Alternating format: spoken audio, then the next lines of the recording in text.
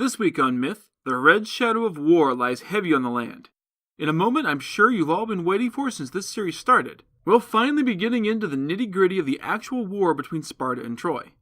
You'll learn that even famous heroes can be assholes, that you should probably listen if a god goes to the trouble of giving you multiple prophecies, and that getting lost can have dire consequences. Then, in Gods and Monsters, we'll meet the triple goddesses who guide the subtle ship of fate through these mythic tales.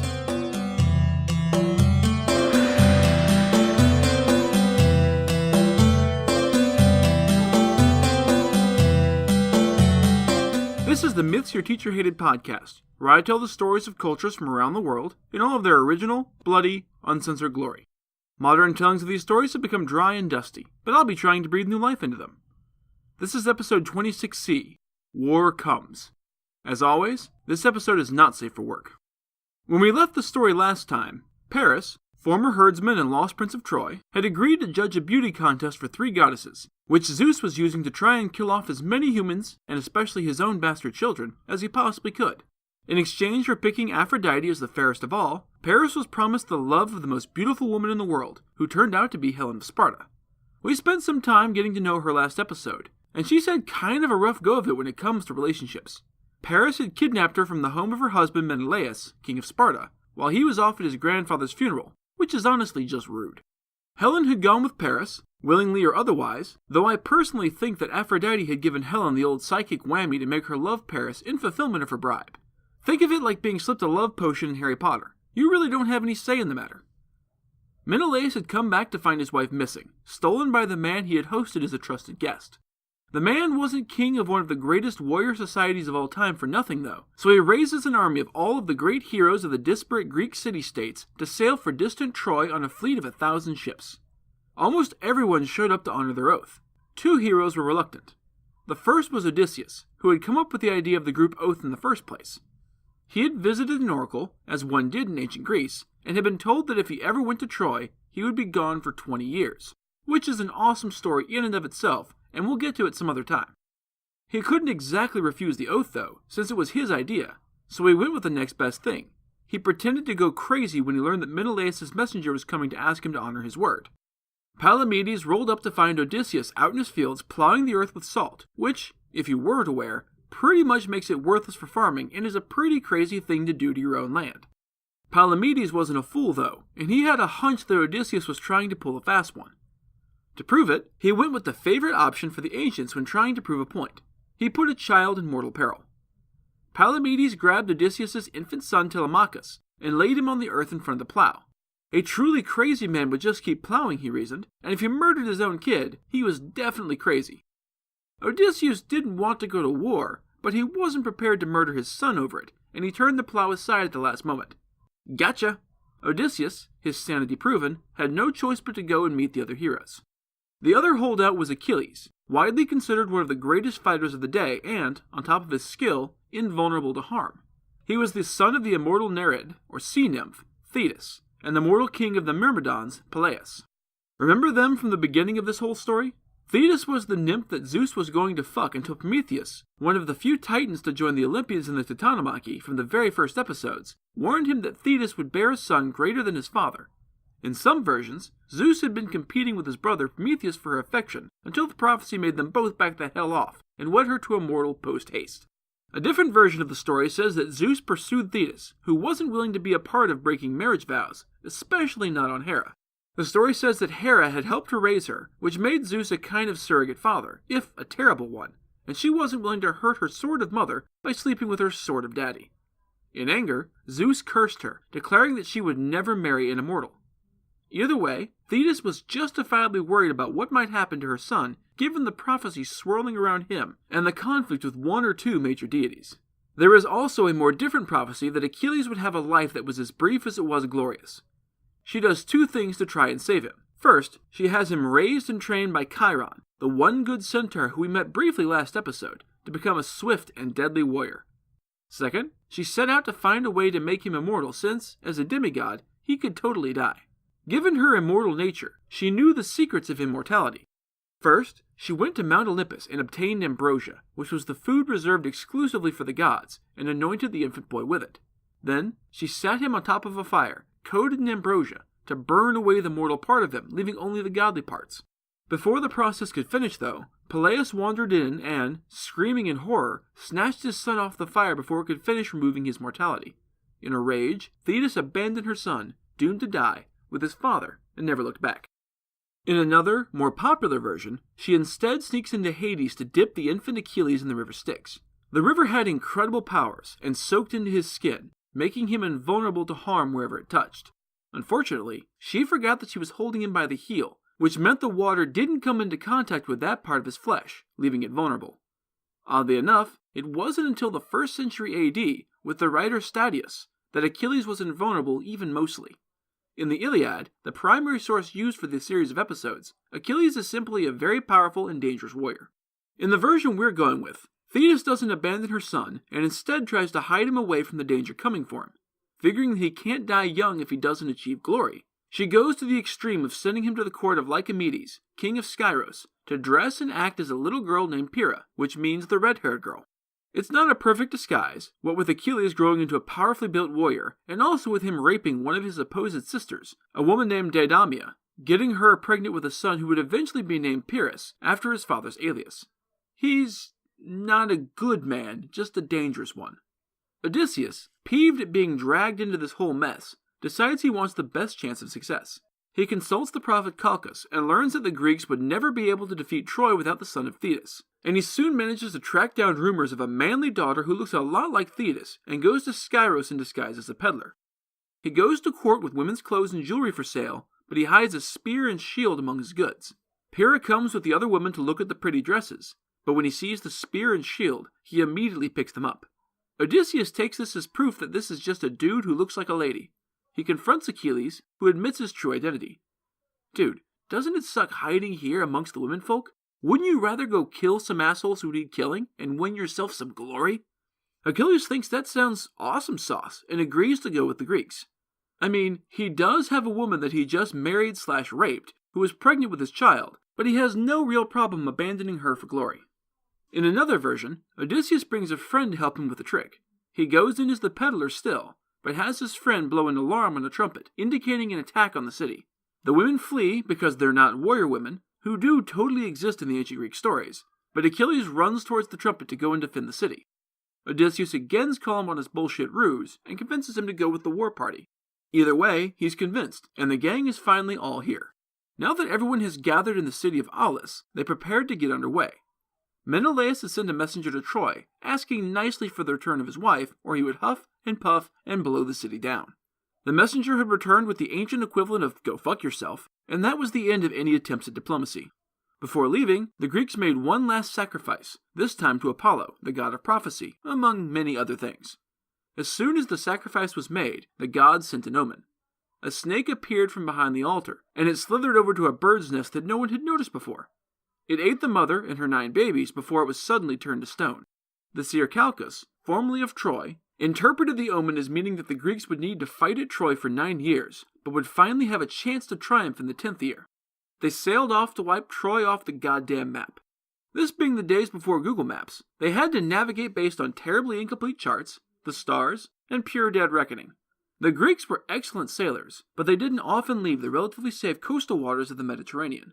The navigators, given the task of finding Troy, which none of them had ever been to, bucked up, did their best, and fucked the whole thing up completely. The fleet landed at what they believed was Troy, and the army rushed out to make war. The city, caught by surprise, scrambled to get their defenses in order. It was a glorious battle, and the valiant, maybe rapist Achilles led the charge against the hated enemy. The Greeks are more than a little surprised to see that there are deadly warrior women in the mix, but this is a foreign land, so maybe they have strange customs. The general of the warrior women is eventually killed in the fighting, leading to chaos. The king of the city-state enters the battle to try and regain order, and manages to make a good showing. He fights and kills Thersander, king of Thebes, before Achilles launches a one-on-one battle with the king of the city-state. He wounds and captures the king, only to learn that this isn't King Priam of Troy. This was King Telephus of Mysia, son of Hercules, whose Greek name was actually Heracles, but everyone knows him by his Roman name, so I'll be using that instead. They had sacked a completely innocent city by mistake. Oops. It turned out that Telephus was married to the Amazon Hera, who had thrown her force of Amazonian warriors into the fray to defend her new home, and it was she who had been leading the charge initially before she was killed. A different version of the story holds that Paris and Helen stopped here on their way to Troy, and asked the king to fight off any pursuers who might come through looking for them, but I personally like the first version better. It doesn't require an amazing coincidence for the Greeks to stumble onto the one place that had someone other than the Trojans waiting to attack, and besides, I don't know of any good reason why Telephus would side with the Trojan king against his fellow Greeks, even if they didn't always get along. Either way, Telephus is injured in the fight with Achilles, and watches them leaving his battered city more than a little pissed off.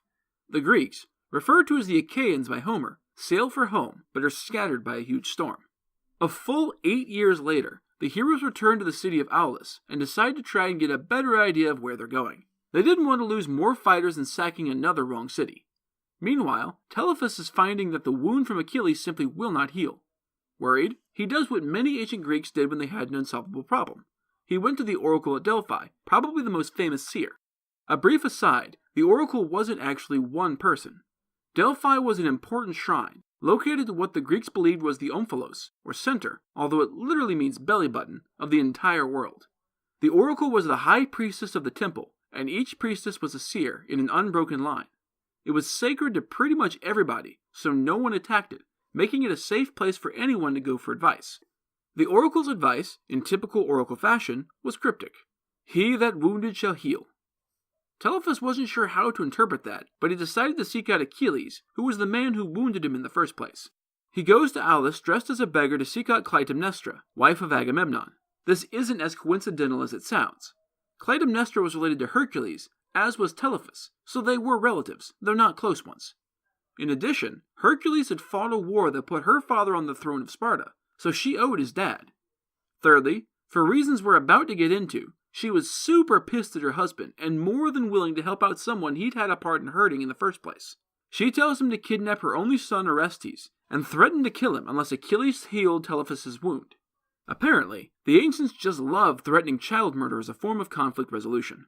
Telephus does so, and everyone flips out. They'd kill him, but he's kind of holding a dagger to a child's throat, and they don't want the head honcho's nephew's blood on their hands. Achilles steps forward to confront Telephus. "Dude, I don't know who told you I can heal you, but it's bullshit." "Damn it, man, I'm a fighter, not a doctor." "The oracle told me otherwise, so stop complaining and make with the healing." Chop chop. This standoff would have continued for who knows how long if Odysseus hadn't thought of something clever. "Chill out, guys. I have an idea. Technically, it was the spear that did the actual wounding, and it's a pretty phallic weapon, so it could be considered a he. I bet the spear can heal the wound it caused."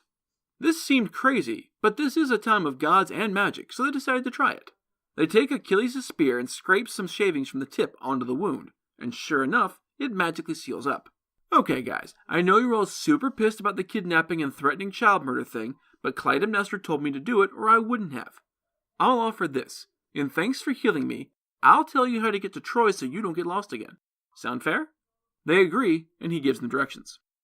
Now the whole reason Clytemnestra is pissed is a different child murder thing. The ships had come back to harbor, but once there, they found they couldn't leave. The ocean was becalmed, with nowhere near enough wind to get a fleet this size out to sea and on its way. Since this is a world where the literal gods are very much a force to be reckoned with, those gathered suspected that this isn't a natural event. They consulted with the seer and learned that Artemis was punishing the gathered heroes because Agamemnon, Menelaus' younger brother, had killed a deer in her sacred grove and boasted that he was a better hunter than the virgin goddess of the hunt. I think I've mentioned this before, but there's really not a better way to piss off the ancient Greek gods than to boast that you are better at something than they are. Bonus points if you pick something that they are specifically known for. This kind of excessive pride, known as hubris in the old days, almost always ended up bringing about severe punishment for the boastful asshole, if not total and complete destruction. Agamemnon knew the stories, so he was more than a little trepidatious on hearing the news. Okay, Lady Seer, I've pissed off Artemis. Fair enough. I said something stupid, and it's obvious to anyone with eyes that she is a better hunter than I am. Pause. Did that do it? Are we cool? The seer shook her head. You didn't honestly think that would be enough, did you? I was hoping. You have insulted a goddess. She demands blood. If your brother is ever to be able to begin his quest to retrieve his bride, you must sacrifice your daughter Iphigenia, a virgin, to her. Agamemnon has to sit down. This is some heavy shit.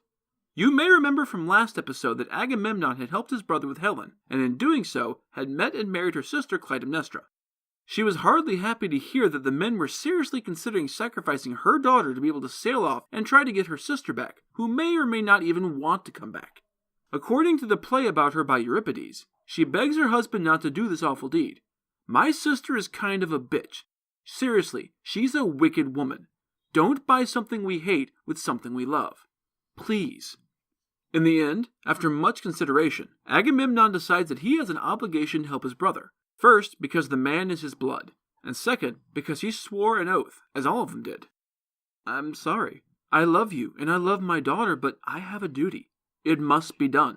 Knowing that his wife would never agree to this, he sends his little girl to the slaughter by telling her that she is to wed Achilles.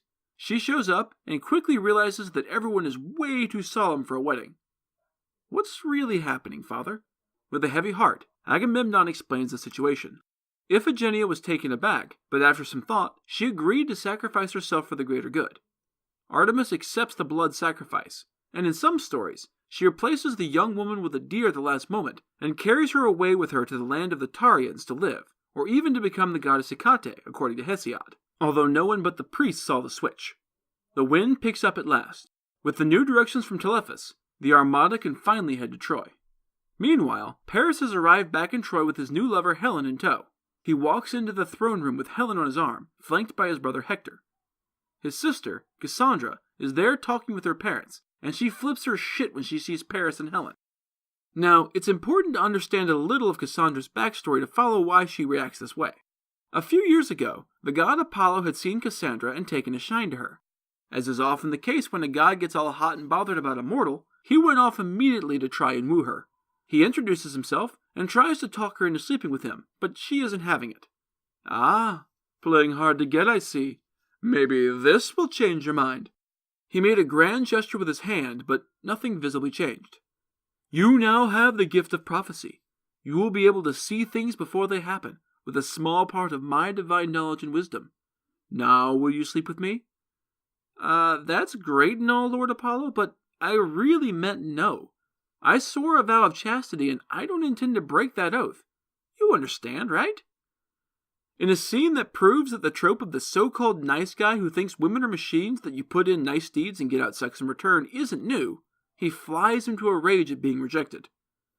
What I understand, bitch, is that I went through all of the effort to give you the gift of prophecy, and then you fucking friend-zone me? Well, screw you. You don't deserve my gift. Are you taking it back then? I kind of didn't want to have prophecy anyway. It's hard to know things before they happen. In response, he spit in her mouth. Seriously. Oh, I'm going to be much more creative. You'll still know things that are going to happen. You're just going to see bad things and be completely powerless to do anything about it. Whenever you try to warn someone about the danger you see coming, no one will believe you. It's honestly a pretty brutal punishment, especially for the quote-unquote offense of not wanting to sleep with someone just because he felt like it was owed him. Flash forward to the throne room, with Cassandra seeing Helen and Paris together for the first time.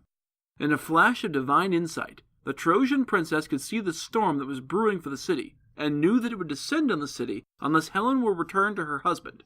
She shrieked in horror and terror. Paris, you dumbass, what have you done? How could you kidnap the Queen of Sparta and think that everything would just work out? You're going to doom us all. You have to send her back. She's a married woman, and her husband is coming for her. If you don't return her, and now, everyone in this city is doomed.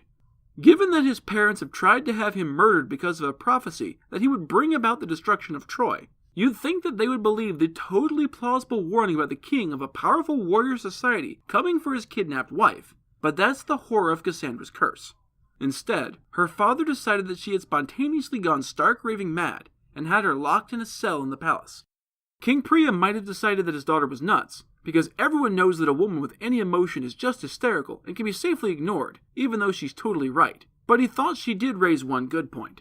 They had already received a request from Menelaus to return Helen, and had decided to stand with their newly returned son, having had many years to let the shock of the prophecy that had made them want him dead in the first place wear off and be mostly forgotten. It wouldn't be terribly surprising if the king of Sparta did bring the warriors of his city to try and bring her back by force, and they should be ready if and when they did. The fleet had been sailing for weeks, and decided to make a pit stop at the next island for supplies. The island happened to be Mysia, where the mythic hero Tennis had landed. He was the son of the god Apollo and the mortal woman Proclea, the wife of King Cycnus of Colone. He had a sister, or maybe half-sister depending on whether she was the daughter of the king or the deity, named Hemithea. Their mother died in childbirth with Hemithea, and he soon remarried to a woman named Philinome. As the children grew to young adulthood, she grew jealous of them. The stories don't explain why, but I suspect she had her own children and wanted them to inherit the throne, rather than her stepchildren, because evil stepmothers have been a trope since time immemorial. Either way, she falsely accused Tennis of raping her, and brings in a flautist named Eumolpus to corroborate her story, thanks to promises of royal favor and lots of cash. Given that there was a witness, he believed his wife and sentenced his children to death. He didn't want to do the deed himself, because executing your own children, even if they did rape your wife, is hard to stomach. Instead, he had Tennis, and Hemithea for good measure for some reason, locked in a chest and thrown into the ocean. Instead of drowning, they were carried to the island of Leucophirae, which in some versions was renamed Tenedos by the natives after naming the young man their king for unknown reasons, and in others was named Mysia. Years later, Cycnus managed to piece together the truth of what had happened. The how was again lost to time, and tried to make things right. He had Eumolpus executed for treason, and his wife buried alive for the same. He sailed to Mysia to try to reconcile with his children, but in spite of trying to yell at them that he had learned the truth from his ship, Tennis took an axe and cut the moorings, preventing his father from ever coming ashore. Tennis was initially very receptive to the Greeks, and if it weren't for Achilles, it probably would have stayed that way. Achilles is kind of a prick, and is going to keep coming up. His mother, Thetis, the sea nymph, had warned him not to kill the king of Mysia he would meet on his journey, as he was the son of Apollo, and to kill him would be to invite his wrath and ensure his own doom. She even went to the trouble of hiring a servant to follow Achilles around and remind him not to kill the king of Mysia. Now in the midst of all this, the hero Philoctetes was bitten by a serpent while wandering the island. He had been a friend of Hercules back in the day, so when it came time to light the funeral pyre for the demigod, which is why he's not part of this whole war, no one was willing to do it except Philoctetes. We'll cover that story in more detail when we get to the saga of Hercules. And thanks, Hercules, who is still alive, which is why no one wants to light the pyre, gives him the bow and arrows he's been using, including the arrows that were dipped in the deadly poison of the Hydra. We'll get there, I promise. He had been one of the suitors for Helen's hand, so when the call came, he brought 7 ships worth of soldiers and sailed out. That night, at a feast hosted by the king, Achilles saw the king's sister Hemithea, and drunk on wine and impending glory, declares to his buddies, "I'm gonna fuck her tonight." Dude, I don't think she's going to be interested in a wandering stranger who spent his life dressing as a girl. Yeah, the prophecy says we need you to bring down Troy, and you were pretty good at the battle we waged against the wrong island before, but you haven't done enough yet to make the girls throw themselves at you just because. Give it up. Achilles does not give it up. A lot of this story is people saying, Achilles, no, and him replying, Achilles, yes. He waits until the castle is asleep, and then he sneaks into Hemethea's bedchamber. She awakens as he sits on the side of her bed. Who the fuck are you? I'm the great Achilles, and you are about to have the honor of riding my dick. What? I don't even know you. I'm definitely not about to sleep with you. Bitch, I wasn't asking. I wish I could say someone came in and caught him before anything happened, but the ancient myths could be brutal. Achilles climbed into Hemethea's bed, slapped her around until she was too dizzy to fight him off, and then raped her. When he was done, he sat there, talking to her while she cried and begged him to leave, and then he raped her again. When he was done for the second time, he took his leave with a mocking bow. Surprising no one, she went immediately to her brother the king and told him what had happened. Tennis is pissed the hell off because A, his sister was raped, and B, it was by someone he had invited into his home as a guest. He storms over to the Greek quarters and demands that the Greeks hand over Achilles for trial and punishment. Achilles, again being an asshat, drew his spear. Since the servant wasn't there to tell him not to do the thing he had been warned repeatedly not to do, he fought Tennis and slew him in single combat. The servant, who had probably just wandered off to take a piss since it was the middle of the goddamn night and he thought he could safely leave Achilles alone to not kill a man for a few minutes, returned to see Tennis drop dead. What did you just do, Achilles? Your mother warned you not to kill him. She hired me specifically to warn you about that. Achilles, worried about the prophecy, whirled on the servant. And where the fuck were you when I really needed you? It's your fault I killed him. Achilles, the crown king of whiny man-babies, slew the servant for not doing enough to keep him from murdering a man, because apparently just being told repeatedly not to do the thing wasn't enough. Realizing that it would be a very bad thing to be found with the dead body of the king in their room, the Greeks snuck out in the middle of the night and sailed out for Troy. Achilles leaned on his spear watching the islands recede. That could have gone better. On the plus side, I got to fuck the king's sister. Twice. Up high! No one wanted to high-five the guy who had just raped a woman and then killed her brother for trying to defend her, so he was left to himself to wonder just what Apollo might have in store for him. The wound on Philoctetes' leg quickly turns septic, and Odysseus takes a look at it as the closest thing to a healer they have, which seems like an oversight. Dude, that is not a natural color, and it definitely shouldn't smell like dog shit. I think your war days are done, friend. There's a really nice island called Lemnos coming up. I think you should hang out there and recuperate for a while. When the war is done, or you've had enough time to heal, we'll send someone here to pick you back up again.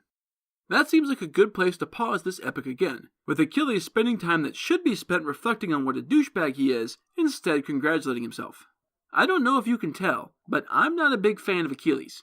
He's a selfish prick who needs constant validation, and this is going to continue to be a thing. He's one of the great heroes of Greek mythology, but he's more of a dick than most of them, and a lot of them are real pieces of work. There's still more douchebaggery to come, so stay tuned.